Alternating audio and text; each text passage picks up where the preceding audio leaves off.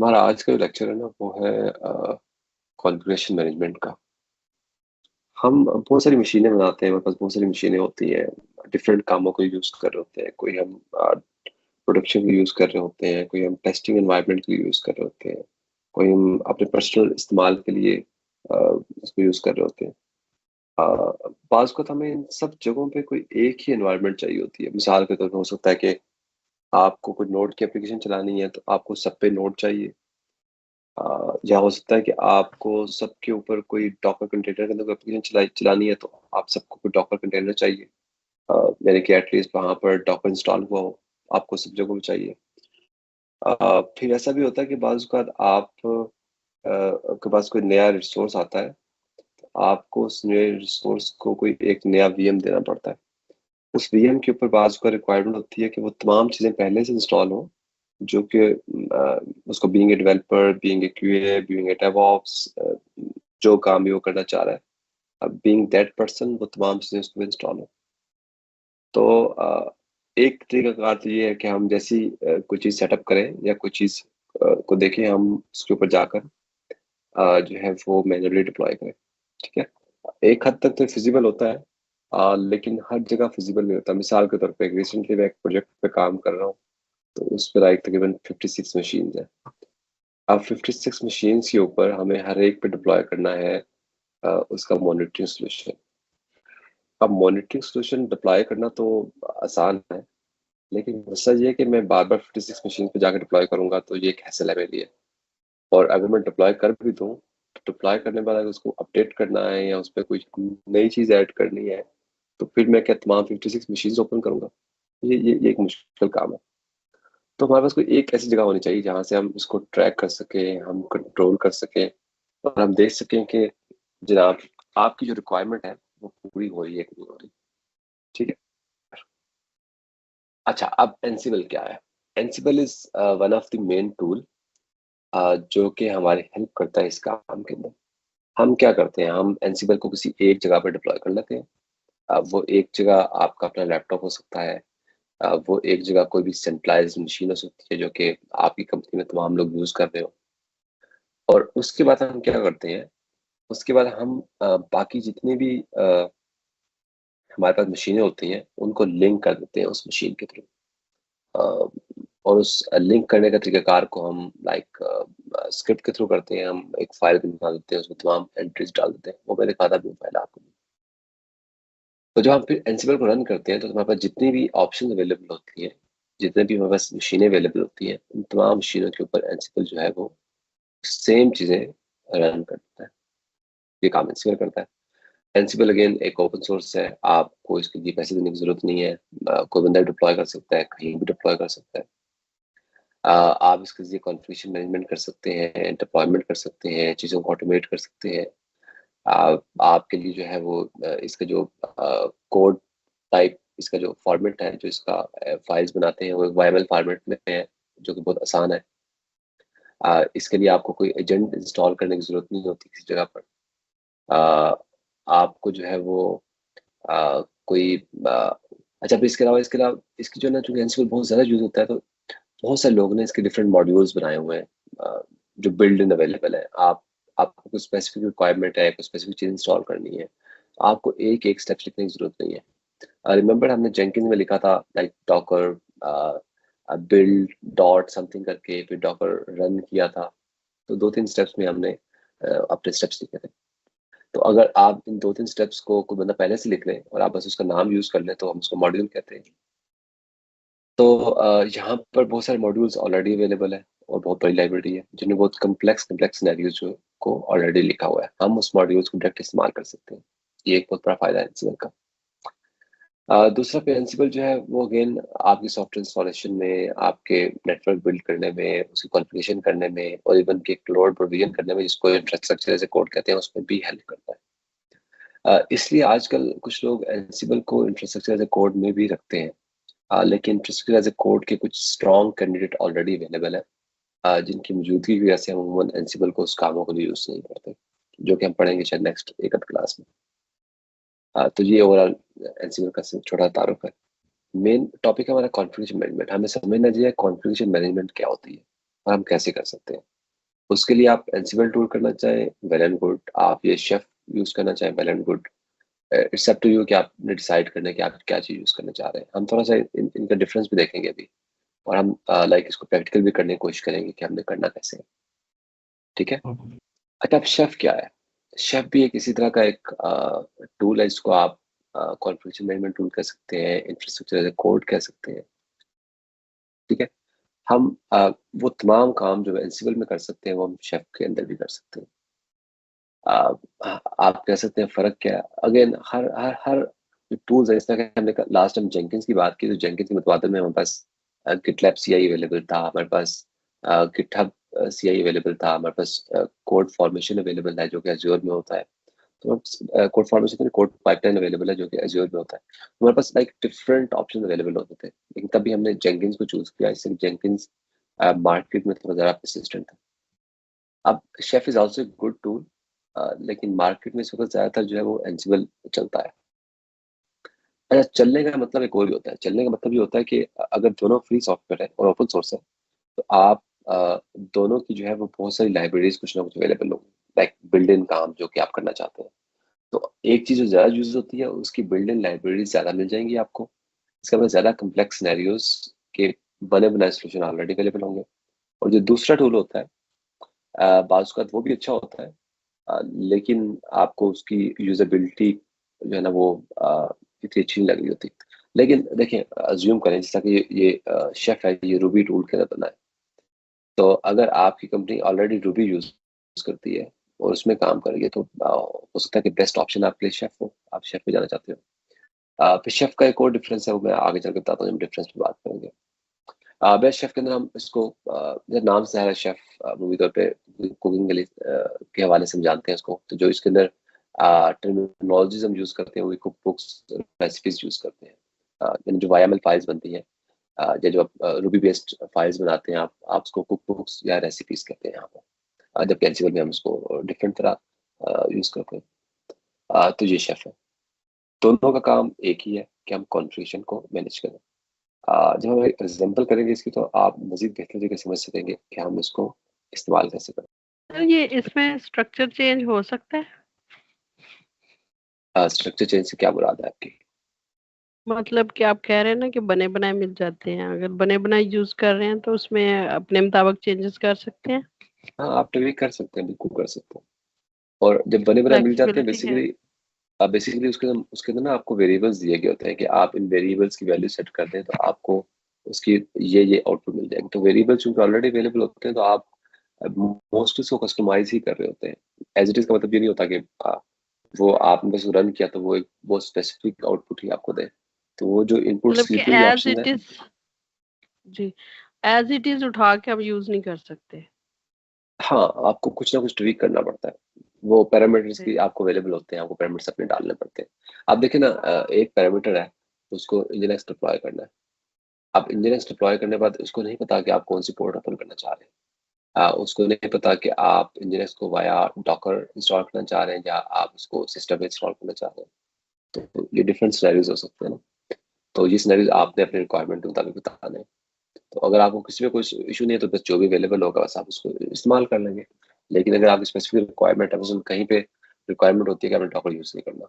इसलिए यूज़ नहीं करना कि वो कह रहे होते हैं कि डॉकर जो है ना, उसका इंजन वो बहुत हैवी है। जब एक इंजन स्टॉप होता है, तमाम सर्विसेज को स्टॉप कर देता है। तो हम चाहते हैं कि हम डॉकर की बजाय पॉडमैन यूज़ करें, या हम डॉकर की बजाय कुबरनेटिस यूज़ करें जो कि सिर्फ कंटेनर आईओ यूज़ कर रहा हो, जो कि डॉकर यूज़ ना कर रहा हो। तो ये एक रिक्वायरमेंट डिफरेंट होगी ना।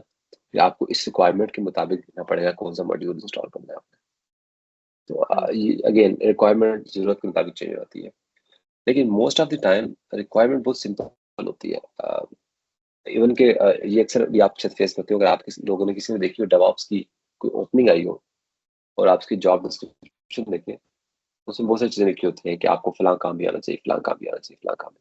बल्कि सब सब जॉब डिस्क्रिप्शन में होता है।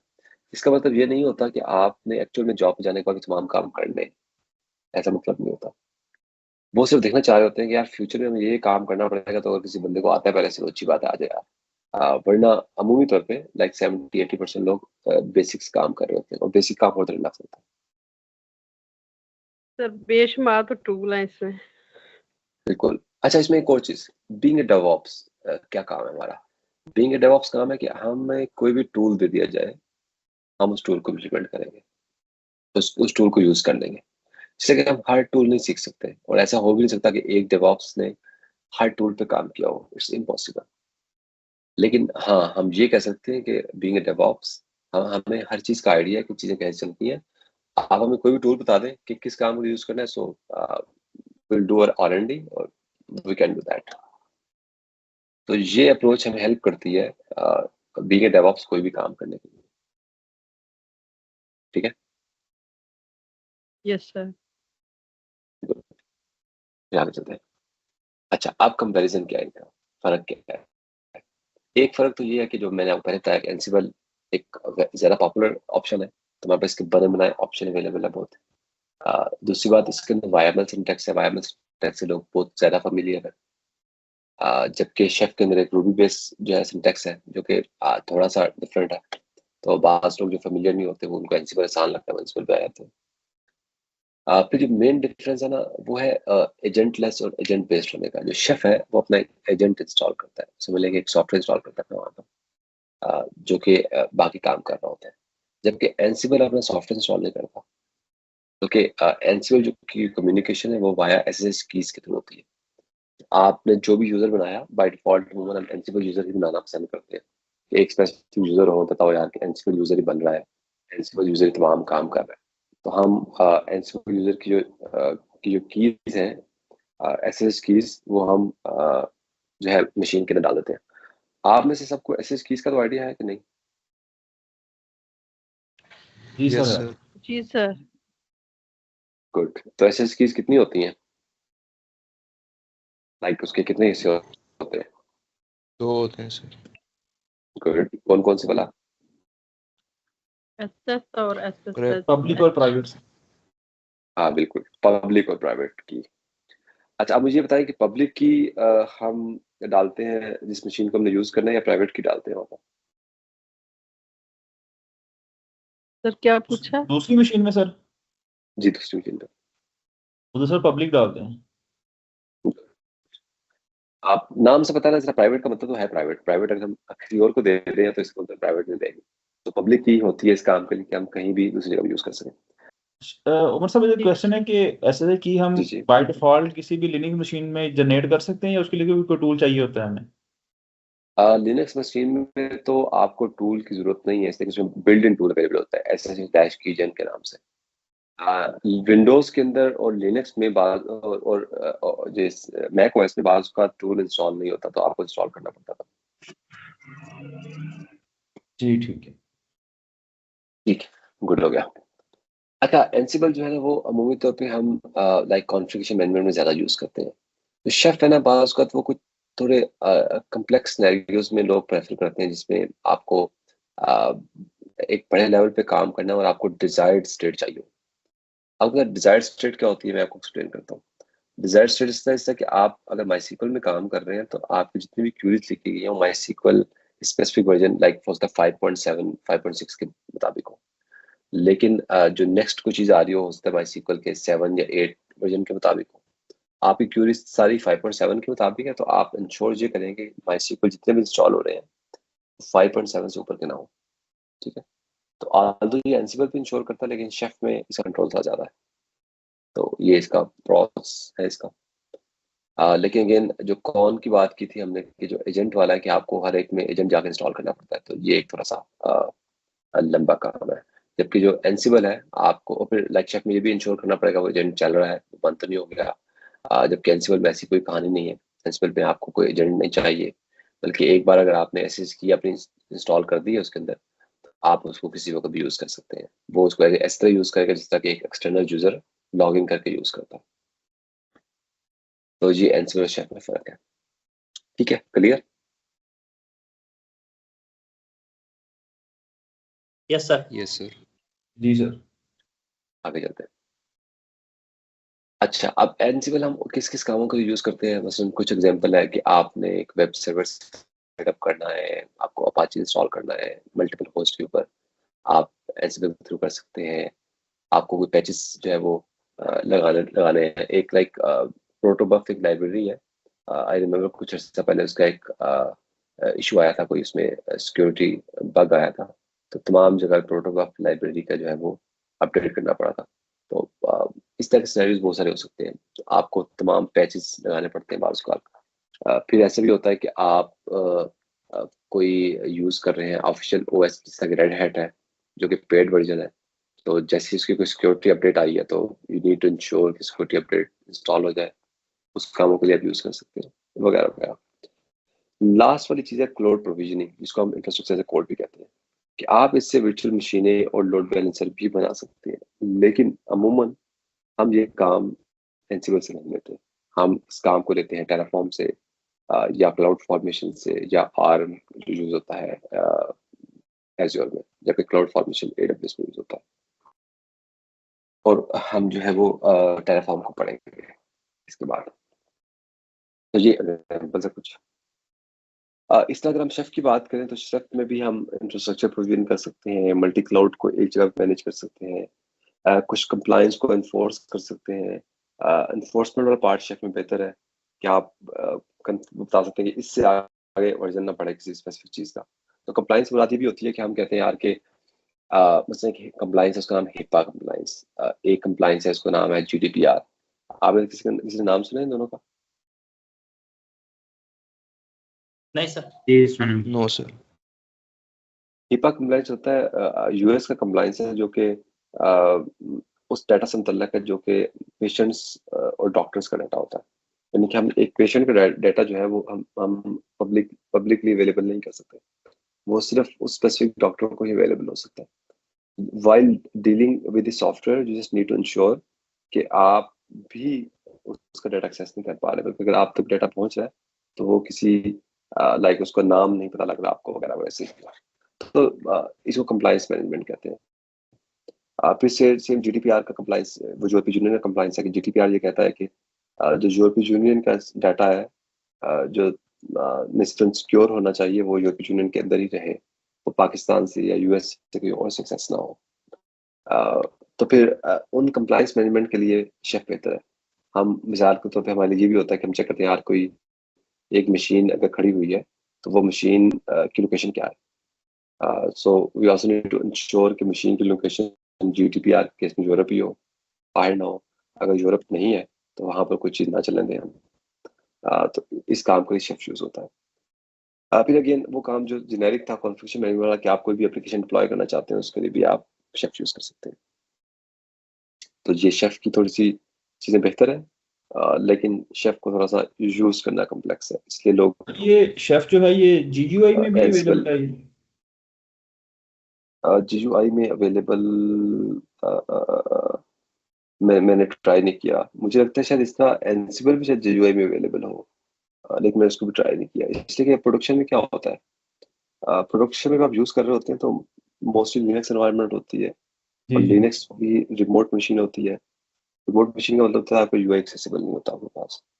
तो यूआई जो एक्सेसिबल ही नहीं होता तो मोस्ट ऑफ द टाइम ये हमारी लग्जरी है कि हम यूआई एक्सेस करके काम कर सकें, तो अमूमन ये काम नहीं हो रहा होता।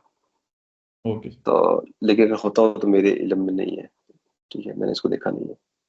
हम अमूमी तौर पे इसको कमांड लाइन से यूज़ करते हैं। सर एक क्वेश्चन है। जी बताएं। सर जैसे भी आपने बात की है कि हम कॉन्फ़िगरेशन में लिमिट कर देते हैं वर्जन को कि इस स्पेसिफिक बिल्कुल। वर्जन से आगे ना जाए, तो सर अगर वहाँ पर कुछ बग्स वगैरह या पैचेस वगैरह करनी हो तो फिर तो वर्जन तो हमें लाजमी अपडेट नहीं करना पड़ेगा?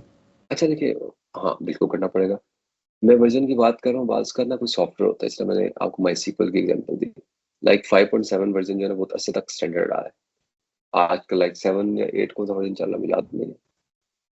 तो 5.7 जो वर्जन था वो, उसमें वो जब नेक्स्ट वर्जन आया बहुत सिग्निफिकेंट चेंजेस थे कुछ, जो आप स्टोर प्रोसीजर बनाते थे डेटाबेस के, वो डिफरेंट वर्जन में नहीं चलते। माइनर वर्जन में चल जाते थे, लाइक 5.6 है 5 समथिंग है तो उस पर चल जाते थे, लेकिन आप डायरेक्ट 7 या 8 पे आ गए तो उस पर नहीं चलते थे। ठीक है। तो जो सिक्योरिटी पैचेस होते हैं या जो जो कंपनी सपोर्ट कर रही होती है वो क्या करती है कि जो स्टेबल वर्जन होते हैं उनके डिफरेंट पैचेस रिलीज कर रहे होते हैं। जैसे अगर 5.7 है तो अगर सिक्योरिटी पैच कोई आया तो 5.7 का सेपरेट आ रहा होता था, आपके MySQL के 7 या 8 वर्जन का सेपरेट पैच आता होता है। ये इस तरह की अगर आप देखें उबंटू के वर्जन कौन कौन से सपोर्टेड है तो वहाँ लिखा होता आता होगा लाइक 3-4 वर्जन लाइक लिखा हुआ लॉन्ग टर्म सपोर्ट अवेलेबल है इसकी LTS वर्जन। जो लॉन्ग टर्म सपोर्ट वर्जन होते हैं वो लाइक अगर लाइक 20 जो है वो उबंटू है या 22 उबंटू है 24 उबंटू है, ये 3 डिफरेंट वर्जन है, लेकिन हो सकता है तीनों के तीनों लॉन्ग टर्म सपोर्ट हो। इनमें जब भी सिक्योरिटी पैचेस आएगा तो हर वर्जन का सेपरेट आएगा, ठीक है। तो वर्जन अपडेट नहीं होगा बल्कि उसी वर्जन का सिक्योरिटी पैच आपको अवेलेबल हो जाएगा। हाँ, लेकिन होता है एक एक वक्त आता है ऐसा होता है कि मसलन के कुछ ऑपरेटिंग सिस्टम सपोर्टिव नहीं रहते। मिसाल के तौर पे CentOS एक बहुत मशहूर ऑपरेटिंग सिस्टम रहा है और CentOS जो है वो हम यूज करते रहे हैं, लाइक मोस्टली प्रोडक्शन में CentOS यूज होता रहा है। लेकिन फिर उन्होंने डिसाइड किया कि हम CentOS के नेक्स्ट वर्जन डालने के बजाय उसमें कुछ चेंजेस करेंगे। तो उन्होंने CentOS 7 जो कि सबसे पॉपुलर वर्जन था उसकी सपोर्ट गालिबन 2024 में खत्म की है, मोस्ट प्रोबेबली 2024 तक उन्होंने डेडलाइन दी थी, 2024 तक हम खत्म कर देंगे। तो आई रिमेम्बर लाइक 2021 की बात है कि हमने अपनी कंपनी में सोचना स्टार्ट कर दिया कि अगर इसकी सपोर्ट 2024 तक खत्म हो रही है और आगे इसके बाद कुछ नहीं आएगा तो हमें अभी से वर्जन अपना ऑपरेटिंग सिस्टम चेंज कर लेना चाहिए। लेकिन वो 3 साल पहले 2021 में से लेकर 2024 तक का मतलब ये है कि अगर कंपनी जो भी उस सॉफ्टवेयर को ऑन करती है वो उसकी सपोर्ट अगर प्रोवाइड कर रही है तो इसका मतलब ये है कि आपका कोई भी सिक्योरिटी पैच आएगा वो स्पेसिफिक वर्जन को अपडेट नहीं करेगा, लेकिन उसका सिक्योरिटी पैच आपके पास आ जाएगा। आई होप कि ये आपके मामले को क्लैरिफाई कर देगा। यस सर, क्लियर हुआ? क्लियर है। गुड। अच्छा, कोई और क्वेश्चन है तो हम फौरन इस टॉपिक पे बात करें इंटीग्रेटिंग वाले पे। कोई क्वेश्चन नहीं? गुड। अच्छा, इंटीग्रेटिंग एंसिबल और शेफ हर जगह भी होता है कि बाज़ औक़ात आप कॉम्बिनेशन ऑफ बोथ यूज कर सकते हैं। जहां आपको पता लगता हो कि एक काम आसान है, आप सारा आसान काम एक काम से कर लेते हैं, और जो लगता है या थोड़ा कॉम्प्लेक्स सिनेरियोज है आप उसको दूसरी चीज यूज कर लेते हैं। तो ये सिनेरियोज भी यूज कर सकते हैं आप। लेकिन अगेन नॉर्मली ऐसा नहीं होता। नॉर्मली आप सिर्फ कोई एक चीज यूज कर रहे होते हैं। जब आप मजीद कॉम्प्लेक्स सिनेरियोज पे जाते हैं तब जाकर आप like combination of both, combination the best की तरफ जाते हैं कि आप दोनों में से बेहतरीन है दोनों को यूज कर लें, बेहतरीन फीचर एक का यूज कर लें, दूसरे का बेहतरीन फीचर यूज कर लें, ठीक है। लेकिन अगेन हम यूज करना चाहें तो हम यूज कर सकते हैं, ठीक है। अच्छा जी, अब अगेन वही बात जो बार बार रिपीट कर रहा हूँ कि you just need to know कि आपकी रिक्वायरमेंट क्या है। तो जो आपकी रिक्वायरमेंट है, जो आपकी कंपनी की रिक्वायरमेंट है, आपने उसके मुताबिक चीज डिप्लॉय करनी है, ठीक है। आज का ऐसा भी होता है हम कहते हैं यार मैंने कहा यार एनसीबल शेफ में से कोई एक डिप्लॉय कर लो, मैं डेवऑप्स का अकेला बंदा हूँ। मैं कहता हूँ यार एनसीबल में तो काम किया हुआ है, शेफ में काम नहीं किया, तो मैं शेफ में काम कर लेता हूँ, कम से कम हाथ सेट हो जाएगा, ठीक है। तो ये कंपनी की नीड नहीं है लेकिन आपकी नीड चले हो सकती है। तो आपने इसमें तो चूज कर लिया, it's may be it's fine, ठीक है। इसमें कोई हर्ज नहीं है अगर आप अपनी लर्निंग के लिए कोई चूज करना चाह रहे हैं। लेकिन ये भी एक नीड हो सकती है। एक दूसरी नीड हो सकती है कि हमें आसान कोई वर्जन पे चाहिए यार कि बस जल्दी जल्दी अवेलेबल हो जाए, तो हम कहेंगे यार एंसिबल क्विक है, सब लोगों को पता है सही चलता है, बस ठीक है एंसिबल चला देते हैं। तो हमें आज करके देना है तो हमें वाईएमएल का पता है, वाईएमएल हमें आती है। वाईएमएल पहले बहुत सारे काम किए हैं, जेंकिन की वाईएमएल बनाई है हमने, फलाना की वाईएमएल बनाई है, तो हम इसी में काम कर रहे हैं। लिनक्स डिप्लॉय करते हैं उसकी वाईएमएल फाइल होती है, बल्कि लिनक्स में जितनी डिप्लॉय करते हैं सबकी वाईएमएल फाइल होती है। तो हाँ, हम इसको, ये भी एक नीड हो सकती है आपकी। तो अगर आपकी नीड है तो आप इस पे जा सकते हैं। फिर अगेन आपको देखना है कि आप क्या इंफ्रास्ट्रक्चर से कोड यूज करना चाह रहे हैं या आप सिर्फ कॉन्फ़िगरेशन मैनेजमेंट करना चाह रहे हैं। तो आप किस स्पेसिफिक चीज पे करना चाह रहे होंगे तो आप उसके मुताबिक मूव करेंगे। हो सकता है कि आपको थोड़ा सा इंफ्रास्ट्रक्चर कोड करना हो, मेनली आपको कॉन्फ़िगरेशन मैनेजमेंट करनी हो, तब तमाम काम आप एंसिबल जैसे अपने थ्रू ही कर लेंगे। अगर आपको लगे यार इंफ्रास्ट्रक्चर कोड काफी सारा है और सेपरेट पार्ट जो है ना वो कॉन्फ़िगरेशन मैनेजमेंट का, तो आप दोनों को सेपरेट रख सकते हैं। एक Terraform infrastructure as a code के लिए यूज कर लेंगे और एक आप एंसिबल या शेफ यूज कर लेंगे इस काम के लिए। अच्छा, फिर अगेन आपको देखना है कि आपको वाकई चीज़ों को ऑटोमेट करना है कि नहीं करना। अगर आपको ऑटोमेट करना है तो फिर आपको यूज करना है। देखिए, ऑटोमेशन उस चीज़ की होती है जहाँ पे रेपिटेटिव एफर्ट इन्वॉल्व हो। जहाँ रेपिटेटिव एफर्ट इन्वॉल्व नहीं हो रही ना, जहाँ आपने एक दफ़ा ही इंस्टॉल करना है, जैसे एक मशीन है आपने एक दफ़ा जाके एक चीज़ इंस्टॉल कर देनी है, तो उसके लिए आपको एंसिबल एक ओवरकिल है, आपको आपको आपको यूज़ नहीं करनी चाहिए। डज़न्ट मैटर आपको अच्छा लगे यार हम एंसिबल भी यूज़ कर रहे हैं, ये कहने के लिए अगर आप इस्तेमाल कर रहे हैं तो एक शायद गलत बात होगी। फिर अगेन ये हेल्प करती है आपको कॉन्फिडेंस चीज़ें इंप्रूव करने में भी। आप लाइक एक एक सेंट्रलाइज जगह से तमाम चीज़ों को इंप्रूव कर सकते हैं, एनहेंस कर सकते हैं। सो उसका एक बेहतर ऑप्शन है। ठीक है, so that's it for slide.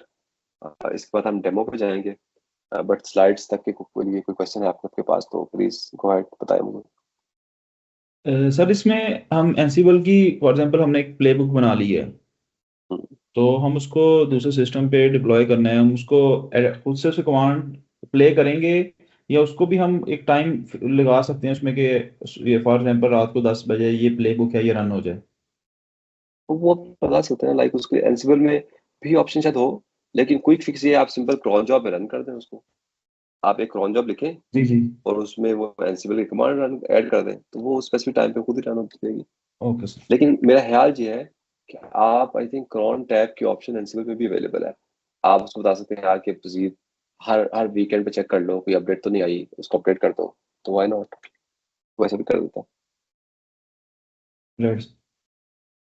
अच्छा जी, अगेन आपको इंस्टॉलेशन गाइड जो है वो मिल जाएगी चैट जीपीटी पे भी, but most of the time वहाँ पर अपडेटेड नहीं होती चीज़ें।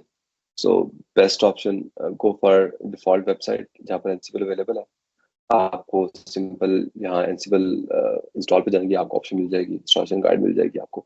आप चूज करें आपका ऑपरेटिंग सिस्टम कौन सा है, विंडो है विंडो चूज कर लें, विंडोज चूज कर लें।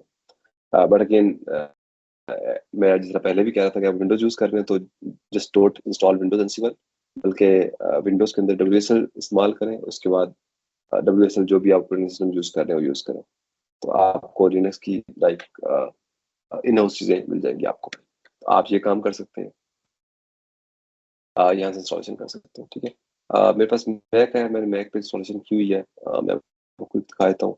तो ये इंस्टॉलिंग ऑपरेटिंग विद पिप आप मैक में कर सकते हैं। पिप इंस्टॉल होता है, पिप पाइथन का एक पैकेज मैनेजर है, पिप पी और पिप एक्सपी। तो अगर आपका पाइथन इंस्टॉल है तो आप पाइथन के थ्रू भी ये इंस्टॉल कर सकते हैं, तो मैंने इसके थ्रू किया हुआ है। तो मैं आपको दिखाता हूँ। यहाँ पर नहीं किया, लोकल वाले में किया है, पता नहीं।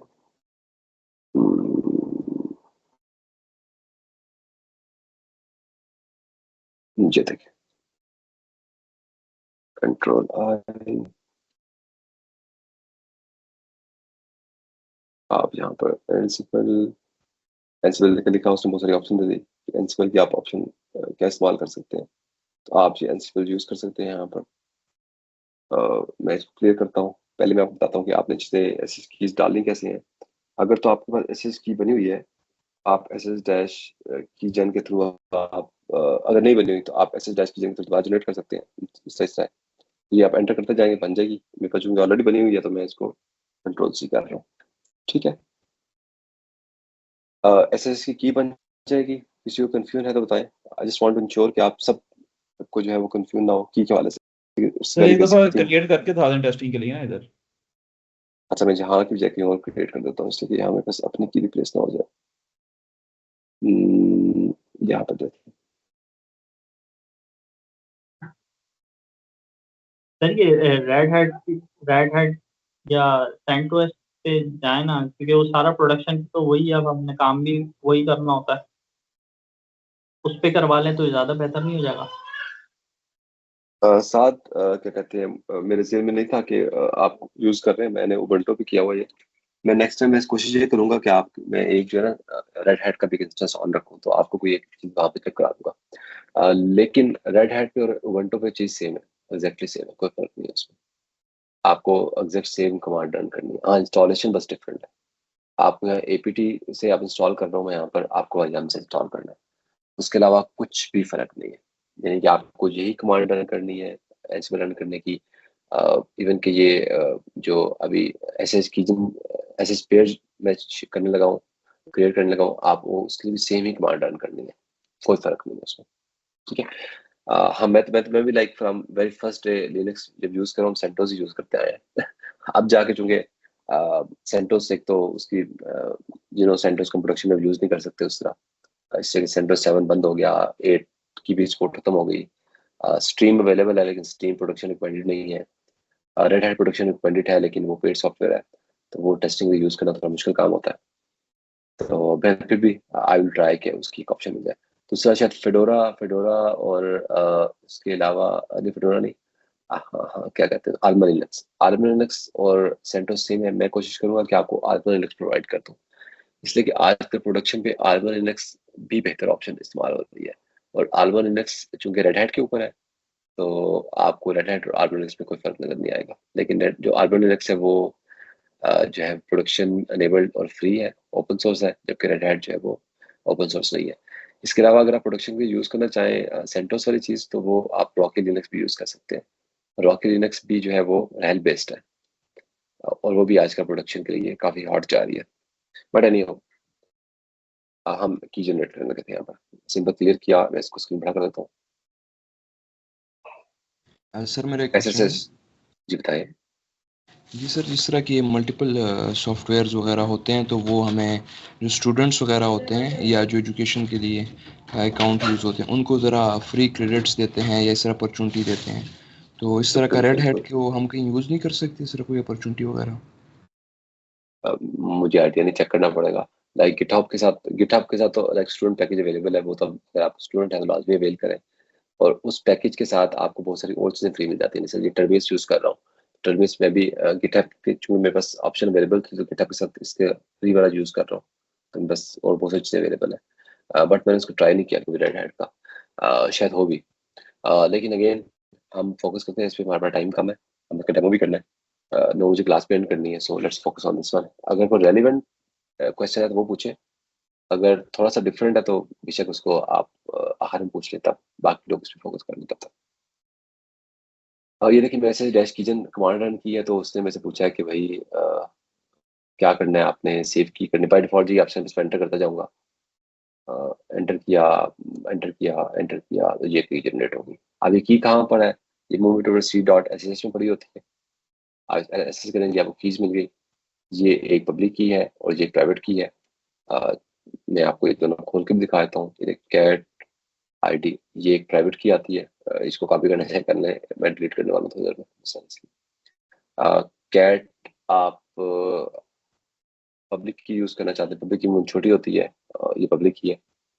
अच्छा, आप एक और चीज भी होगी, आपने कभी देखी हो, ये इस तरह स्टार्ट हो रहा है ईडी SSED25519। ये इसका एक एल्गोरिथम है जो कि आजकल यूज हो रहा है। इससे पहले जो एल्गोरिथम यूज होता था वो RSA था, SS-RSA आता था। उसकी पब्लिक की बहुत बड़ी होती थी, इसकी पब्लिक की छोटी होती है। अगेन छोटी बड़ी से फर्क नहीं पड़ता, इसको भी क्रैक करना उतना ही मुश्किल है जितना कि उसको क्रैक करना मुश्किल था। बहरहाल ये क्या कहते हैं, पब्लिक की है और दूसरी प्राइवेट की है। हम इनको यूज करते हैं इस कामों के लिए। अब हम वापस आते हैं अपने यहाँ मैंने कुछ चीजें लिखी हुई थी, मैं आपको दिखाता हूँ आपको। एनसीबल जब रन करनी होती है, इसको हम यहाँ प्ले बुक कहते हैं। जो एनसीबल की वायरमल फाइल है उसको हम प्ले बुक कहते हैं, और हम कहते हैं प्ले बुक हम रन कर रहे हैं। जब हमने एनसीबल प्ले बुक रन करनी होती है, हम ये कमांड रन करते हैं, एनसीबल डैश प्ले बुक की। ऑब्वियसली इसमें ऑप्शन अवेलेबल है, वो रन नहीं कर रहे, लेकिन एनसीबल डैश प्ले बुक की कमांड यूज होती है। और हम डैश आई कमांड यूज करते हैं हम जो कीवर्ड, ताकि हम बता सकें इन्वेंट्री क्या है। इन्वेंट्री से मुराद कि आपने किस किस मशीन के ऊपर रन करना है इसको। तो आप ये इन्वेंट्री डॉट INI की फाइल बनती है, आप इसको अगेन इसमें पहचाने की बात नहीं, आप जहाँ पर आए, आपको आजकल दुनिया बहुत आसान है। आप सिंपल यहाँ पर लिखें, यहाँ पर लिखें कि create engines files for MySQL installation, create, हम क्या पढ़े, Ansible files for MySQL installation in container। अच्छा देखिए, ये फोल्डर स्ट्रक्चर बना रहा है, कह रहे हैं इस फोल्डर में क्या होगा, एक inventory.ini फाइल होगी जो मैंने आपको भी दिखाई। ये inventory.ini फाइल, इस फाइल में क्या होता है कि आपके पास लिस्ट ऑफ सर्विसेज होती है कि आप किस किस सर्वर पर इंस्टॉल कर रहे हैं, प्लस प्लेबुक। कोई प्लेबुक आप उसका नाम रख सकते हैं, जो भी नाम रखना चाहिए। अच्छा, मैंने देखा यहाँ .yml लिखा हुआ है, जबकि मेरे पास जो है .yml भी है, लेकिन आप इसको YAML भी कर सकते हैं। YML या YAML दोनों सेम फॉर्मेट है, कोई फर्क नहीं है उसमें। सर ये अच्छा, एडिटर और कौन आप सा जो यूज कर रहे हैं आप? मैं ये VS कोड यूज कर रहा हूँ, ये वाला। ओके। तो ये रोज किसी चीज लिखने का मसला नहीं। आपने इन्वेंट्री फाइल आपने कॉपी की, ये मैं आपको दिखाता हूँ। उसका नाम INI फाइल लिखी और प्ले बुक लिखी है यहाँ पर, ठीक है। और प्ले बुक में आपने सिंपल लिखा के आप माइस्क्यूएल कंटेनर इंस्टॉल कर लें। ये रोल्स की फाइल एक और बना रहा है जो कि माइस्क्यूएल कंटेनर को रिप्लेस कर रहा है। आप इसी में रखना चाहें my playbook dot environment file में, तो यहाँ भी लिख सकते हैं आप, ठीक है। आप इन सब फाइल्स को उठा के जो है वो अपने पास लिखेंगे और रन करेंगे तो आपकी फाइल चल पड़ेगी। बट अगेन मैं आपको दिखाता हूँ यहाँ पहले जो मैंने किया। हमारे पास एक इन्वेंटरी डॉट INI फाइल है। इसमें हमने एक सर्वर है, उसका नाम ये IP है इस मशीन पर रखा। और पहले हम सर्वर को खोलते हैं कि हमने करना क्या सर्वर को जाके। मैं इस मशीन पे आ गया हूँ, इसकी IP वही है जो मैंने वहाँ लिखी हुई थी, क्लियर किया। अब यहाँ पर हमने क्या करना है, हमने जाना है cd.sh के अंदर और यहाँ पर ऑथराइज्ड कीज है, PI ऑथराइज्ड कीज करना है। और यहाँ पर जाने के बाद अपनी जो है वो यहाँ पर आपने की लिखनी है, जो मैंने एक की लिखी हुई है बहुत सारी। आप यहाँ पर अपनी की डाल देनी है जो आपकी पब्लिक की है, ठीक है। तो ये कोई एक भी चलेगी, मैं और कामों के लिए यूज़ कर रहा था, मैंने कब से डाल देनी है, ठीक है। तो आप अपनी की यहाँ पर डाल देंगे। जब आपने की यहाँ पर डाल दी, अच्छा की आपने उस मशीन की डालनी जहाँ पर आप जहाँ से एंसिबल रन कर रहे हैं। और देखिए आप किस यूज़र में डाल रहे हैं, मैं रूट यूज़र में डाल रहा हूँ, ठीक है, रूट यूज़र में। लेकिन आइडली आपको डालना चाहिए, स्विच यूज़र करें, एंसिबल करें, एंसिबल बना हुआ नहीं है। लेकिन अगर आप एंसिबल यूज़र बनाएं और एंसिबल यूज़र से जाकर अगर आप वहाँ की ऑथराइज कीज में डालेंगे तो आप एंसिबल यूज़र यूज़ कर पा रहे हो। लेकिन फिलहाल मैं रूट में डाला है। रूट क्यों डाला, तो यहाँ मैं क्या करूँगा, मैंने एंसिबल यूज़र लिखा कि रूट, एंसिबल यूज़र कौन सा रूट, इसलिए कि रूट की मैंने ऑथराइज्ड की में जाके अपनी की डाली है। और एंसिबल एसएच प्राइवेट की फाइल पाथ में दे दिया अपना, ये डिफॉल्ट पाथ डॉट एसएच में होता है, मैंने पहले बताया आपको डॉट एसएच में पड़ा होता है। आप देखें इसका डॉट पब नहीं लिखा हुआ, डॉट पब नहीं लिखा हुआ, इसका मतलब ये प्राइवेट की है। कौन सी की है, ये देखें यहाँ पर जो पब लिखा हुआ है, इस पब्लिक की को मैंने डाला है कहाँ पर, यहाँ पर जाकर ये ऑथराइज्ड कीज में। और ये जो इसकी है दूसरी की, इसमें डॉट पब नहीं लिखा हुआ, ये प्राइवेट की है। इसका पाथ जो कि पाथ बनता था यहाँ पर, ये लंबे वाला बनता है, लेकिन मैं उसी का पाथ जो है यहाँ पर शॉर्ट फॉर्म में लिखा हुआ है। आप पूरा पाथ लिखते हैं शॉर्ट फॉर्म लिखते हैं, इट्स फाइन, वो मैं यहाँ पे लिखा हुआ, ठीक है। और ये हमारी एंट्री है और मैंने इसको एक नाम दिया है कि माई सर्वर्स। इस नाम को आप कुछ भी कर सकते हैं। मैं इंस्टॉल क्या कर रहा हूँ, मैं इंजीनियर्स इंस्टॉल कर लेता हूँ, मैं इंजीनियर्स कर देता हूँ कि इंजीनियर्स की मशीनें कौन सी हैं, ठीक है। अच्छा मैं यहाँ पर क्या कर रहा हूँ, जहाँ पर मैंने एक इंजीनियर्स फाइल बनाने की कोशिश की। नाम आप कुछ भी लिख सकते हैं, नेम, इंस्टॉल एंड कॉन्फ़िगर, ये आपको सिंपल फॉर्मेट जो है आपको ChatGPT से मिल जाएगा कि नाम कुछ भी लिखना चाहेंगे। इंजीनियर्स Ubuntu में इंस्टॉल करनी है, होस्ट माई सर्वर में लिखा हुआ था, लेकिन यहाँ इन्वेंटरी डॉट INI में नाम उसको इंजीनियर्स कर दिया, तो मैं इसको भी इंजीनियर्स कर देता हूँ। मुझे इन होस्ट पे इंस्टॉल करनी है जो इंजीनियर्स के लिखे हुए हैं। इंजीनियर्स इसको वैसे करता हूँ मशीन्स, ताकि मजीद क्लैरिटी रहे। इसको भी कर देता हूँ इंजीनियर्स डैश मशीन्स, ताकि हम ये ना समझे कि इंजीनियर्स कोई और चीज़ है, ठीक है। बिकम यस का मतलब ये है कि यहाँ बता रहे हैं कि आपको रूट प्रिविलेज चाहिए कि नहीं चाहिए। तो मुझे रूट प्रिविलेज चाहिए, इससे इंस्टॉलेशन करनी है, तो इस become is equal to yes होगा। और फिर टास्क मैंने सिंपल ChatGPT से कॉपी की है कि वो क्या कर रहा है कि APT पैकेज को अपडेट कर रहा है, इंस्टॉल इंजीनियर्स कर रहा है, स्टार्ट अनेबल इंजीनियर्स कर रहा है, कुछ पोर्ट्स को अनेबल कर रहा है। ये अब ना भी करेगा मसला नहीं है, आप अगर सिंपल इंजीनियर्स कर दें तो भी आपका काम चल जाएगा। Ctrl+X कर रहा हूँ, उसको बंद कर रहा हूँ। तो आप अब क्या कर रहे हैं, सिंपल आपने इंजीनियर्स इंस्टॉल किया, आपने फिर इसको अपडेट किया। अच्छा अगर आप सेंटर्स यूज कर रहे होंगे, फिर आपको जो है ना ये APT यूज नहीं करना होगा, फिर आपको यहाँ पर यम यूज करना होगा। क्या यूज करना होगा, जिसने भी कहा था अभी, यम टी है गालबन पूरा, यम टी सॉरी यम ऐसे ऑप्शन दे रहा है। अगर आप सेंटर्स यूज कर रहे हैं या रेड हैट यूज कर रहे हैं तो आपका पैकेज यम हो जाएगा। अगर आप लिनक्स यूज कर यानी कि उबंटू यूज कर रहे हैं तो सिंपल यहाँ पर APT रहेगा। सेम गोस फॉर, इसके अलावा अगर आप कोई और पैकेज मैनेजर यूज कर रहे हैं, लाइक के जो है वो फेडोरा में कौन सा एक और भी होता है, मतलब सेंट्रल स्ट्रीम में भी एक और आया हुआ है, एक APT है, एक यम है, और एक और कौन सा, जो पैकेज मैनेजर भी आप यूज करना चाहें आप इसमें यूज कर सकते हैं। तो ये एक सिंपल हमारी प्लेबुक बन गई, जिसमें हम क्या कर रहे हैं, सिंपल इंजीनियर्स इंस्टॉल कर रहे हैं। और ये हमारी इन्वेंट्री बन गई। इस इन्वेंट्री में बता रहे हैं कि रूट यूजर है, और हमने अपने पाथ दे दिया और प्राइवेट की का, और हमने यहाँ एड्रेस दे दिया। अब ये क्या होगा, यहाँ पर ये 41 में इंस्टॉल करेगा ये। हम सिंपल रीडमी में इसे कॉपी करता हूँ मैं, इसकी जो इसकी कमांड थी, कमांड क्या है इसकी, कैंसिल प्लेबुक रन करें -IC इन्वेंट्री डॉट INI का फाइल का पाथ दे रहा हूँ, और जो मेरी फाइल का नाम है, फाइल का, इस फाइल को रन करते हैं। तो रन करता हूँ उसको। अच्छा क्या कह रहा है जी कि नेम में स्टार्ट एनेबल में कोई एरर आया, क्या एरर आया देख लेते हैं। नेम नेम नेम एरर तो कोई नहीं है। स्टार्ट एनेबल, अच्छा डब्ल्यू लोड, यस ठीक है कर दो। इसको स्किप करें, इंस्टॉल पे जैसे रन रन हो गई है। हमने सिर्फ रन करके चेक करना है कि बस काम हो रहा है कि नहीं हो रहा। तो ये देखिए हो गया इंस्टॉल। ठीक है, उसने कहा invalid characters are found in group name but not replaced, loading my servers. अच्छा अच्छा अच्छा, देखिए हमने यहाँ माय सर्वर्स लिखा हुआ है, मैं इसको माय सर्वर्स करा देता हूँ। बल्कि नहीं, यहाँ से मेरे मशीन कॉपी करता हूँ जो था हमारा, ताकि हम भूल ना जाए। वापस किया उसको, दोबारा रन करते हैं। अब चल पड़ा है, ये देखो कनेक्ट किया उसको, ओके किया कि पर्टिकुलर मशीन अवेलेबल है, और अब उसको अपडेट कर रहा है। अपडेट किसी नहीं चाहिए, चेंज कुछ चेंज हुआ है, उसने अपडेट किया, कुछ ना कुछ अपडेट हो गया है। ओके 3 चेंज 1, एक चीज चेंज हुई है और 3 चीजें ओके हैं। 3 चीजों में राज्य इंस्टॉल वाला, एपीटी वाला, और ये जो शुरू का हमारा टैग था वो, और तमाम काम ठीक हुआ है। अब हम एक और मशीन चेक करते हैं। ये एक और मशीन .235, मैंने इसका सिर्फ एक चीज ऐड की है। इसका भी हम यूजर यही ऐड करेंगे, लेकिन मैंने यहाँ पर की ऐड नहीं की अभी तक। की हम ऐड करके देखते हैं। तो हमसे वही ऐड करते हैं कि इसके रूट के अंदर हम जाकर हम इस की को यूज करेंगे। हम वापस आते हैं यहाँ पर, देखते हैं कि ये मशीन है वो वाली। हाँ ये मशीन है, इसको मैं क्लियर करता हूँ, यहाँ पर एक्सेस करता हूँ। यही ऑथराइज्ड की में हमें डालनी है, यहाँ पर की डालनी है। आई करता हूँ।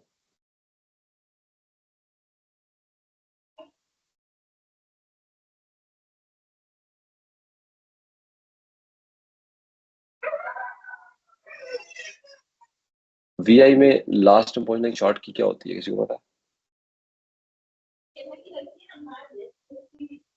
रिपीट करें सर। है? वीआई के अंदर लास्ट में पहुंचने की क्या शॉर्ट की होती है? शिफ्ट जी। शिफ्ट जी है? नहीं, अच्छा। नहीं यार। ठीक है, हम वैसे पहुंच जाते हैं। ठीक है, पहुंच गए। अच्छा जी, और यहाँ पर हमें डालना है क्या वाला, इसकी जो हमारे पास टर्मिनल पे है, जो cd.sh फाइल में जाएंगे हम। यहाँ से हम क्या कॉपी करेंगे, पब्लिक की। क्या कॉपी करेंगे, पब्लिक की। कैट किया मैंने id.pub, ये पब्लिक की आ गई। मैंने कॉपी किया, कॉपी करके मैं इसको यहाँ जाके पेस्ट कर देता हूँ। ये मैंने क्लिक किया, पेस्ट कर दी। अब क्या हुआ हमारे पास कि हमने इस मशीन के अंदर जाकर अपने पब्लिक की पेस्ट कर दिया। अब हम इस मशीन को दोबारा रन करते हैं, इसी जो हमने स्क्रिप्ट लिखी है दोबारा रन कर देखते हैं क्या होता है। इसको मैं क्लियर कर दूँ, इसको ऊंचा कर देता हूँ। अब देखते हैं हमारे पास क्या होता है। Are you sure you want to continue connecting, yes. ये अगर आप पहली दफा को मशीन कनेक्ट कर रहे हो तो ये ऑप्शन आ सकता है आपको। पहले को फौरन ओके किया, दूसरे को समझने की कोशिश कर रहा है अभी क्या है। ये देखिए, उसने पहले को ओके किया, फिर दूसरे में थोड़ा टाइम लिया, इसलिए कि हमने अभी ऐड किया पहली दफा उसमें। तो उसने उसको देख रहा है, अब वो एक एक करके इंस्टॉल कर रहा है। अच्छा आप बताएं क्या कंफ्यूजन है आपको, उस पर बात करते हैं हम। मेन सर वाली ये पीछे आईपीज, देखते रहे आप साथ साथ। सर ये इंजीनिक्स मशीन्स हैं, ये इन्वेंट्री की जो फाइल है इसका नाम है, मींस जो हमारे पास इन्वेंट्री है। अच्छा जी, हाँ ये मैंने ये जो मैंने ग्रुप दिया ना, मैं किसी इसका नाम इंजीनियर्स मशीन दिया है कि मैं यहाँ इंजीनियर इंस्टॉल करना चाह रहा हूँ। मैं ऐसा भी कर सकता हूँ, अच्छा मैं ये कहूँ यार मशीन्स, के ठीक। हाँ मतलब मैंने यहाँ पर ना कोई और नाम दे दिया। हमने कहा भाई उबंटो, ओके ये अब उबंटो की मशीन है, सिर्फ उबंटो लिख देता हूँ कि उबंटो की मशीन में ये हो। और उसका कि मैं अगले में एक ये लिखता हूँ कि उबंटो में ये करो, और जो सेंटोस वाला है सेंटोस की लिस्ट में सेपरेट बना दूँ कि यार जो ठीक है सर। रहल लिख देता हूँ कि रहल वाली मशीन यहाँ पर होगी। ये कोई भी नाम है, आप नाम चेंज कर सकते हैं। मैं चूंकि सिर्फ इंजीनियर इंस्टॉल करना था, मैं इंजीनियर मशीन कर दिया इसको नाम। तो आप अपनी ठीक है मर्जी के सर। मुताबिक नाम चेंज कर सकते हैं। और सर ये आईपीज जो है ये कहाँ से यूज किए हैं और कौन सी ये स्पेसिफिक? यार ये आईपीस बेसिकली वो रिमोट मशीनें हैं जो मैं आपको टेस्ट करने के लिए दिखा रहा हूँ कि आपने कोई भी एक अच्छा मशीन, देखिए इंटरनेट इसका काम क्या है, जो क्या नाम है उसका, एनसिबल का काम करता नहीं है कि आप अपने एक लैपटॉप से कोई और लैपटॉप जाके सेट करें, बल्कि इसका काम ये है कि हम किसी दूसरी रिमोट मशीन को जो कि हमारे पास किसी काम के लिए पड़ी हो उसको सेट करें। तो मैं आपको उस तरह की रिमोट मशीन दिखा रहा हूँ। तो ये पब्लिक आईपीज होती हैं इनकी, इनको एक्सेस करने के लिए। आपको पता है एक्सेस कैसे करते हैं एक किसी भी रिमोट मशीन को, यस सर। कैसे करते हैं वाला? सर SSH-i, देन हमारे पास उस की का जो पाथ है जो लोकल मशीन में पड़ी हुई है, देन उसके बाद हमारे पास यूजर @ उसकी आईपी, यूजर नेम @ उसकी आईपी। ठीक है, ये उम्मीद है AWS या क्लाउड की मशीनों को इस तरह करते हैं। अगर क्लाउड की मशीनें नहीं है तो डैश आई अपना ही पाथ दे, बाय डिफॉल्ट पाथ से उठाता है, तो वो भी ठीक होता है। But yes you are right. अच्छा देखिए अभी क्या हुआ, हमारे पास दोनों मशीनों में टास्क APT पैकेज अपडेट हुआ, उसने अपडेट किया और अब उसको जो है वो इंस्टॉल इंजन कर रहा है 41 में, उसके बाद वो दूसरे में इंस्टॉल करेगा, बल्कि ये तो ओके हो चुका है, दूसरे में इंस्टॉल कर रहा है।